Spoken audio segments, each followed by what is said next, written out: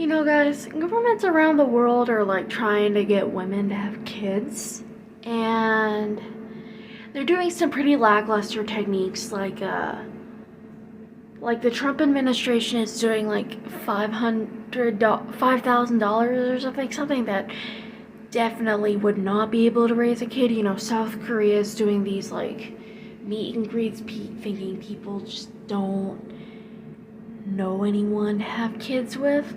Right, but what the reason I'm saying all this is, as for me, as a female variety of human being, I don't want kids. And that is perfectly okay. It should not be my responsibility to fuel this already overpopulated planet.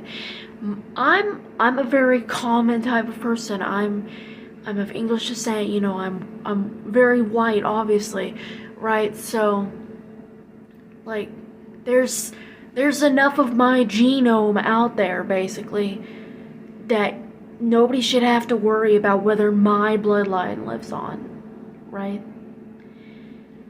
The only time in these trying times when the world is going to be overpopulated that I think it would probably be better for you to potentially have children if you can raise them is if you're of like a rare variety of human.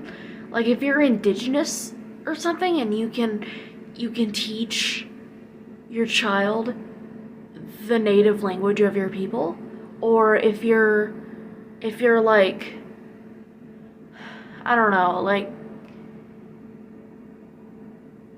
if you've got like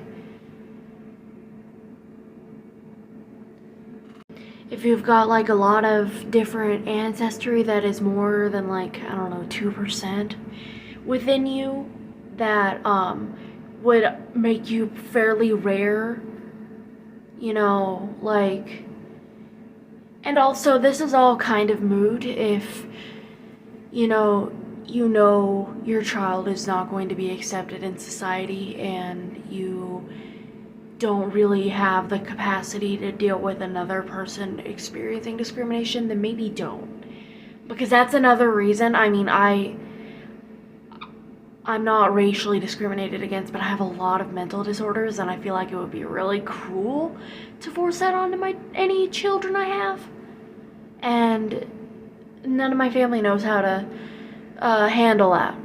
How am I going to raise that? But you know, like there's a lot of things to consider, and not just, you know, do I know someone who wants to have kids with me?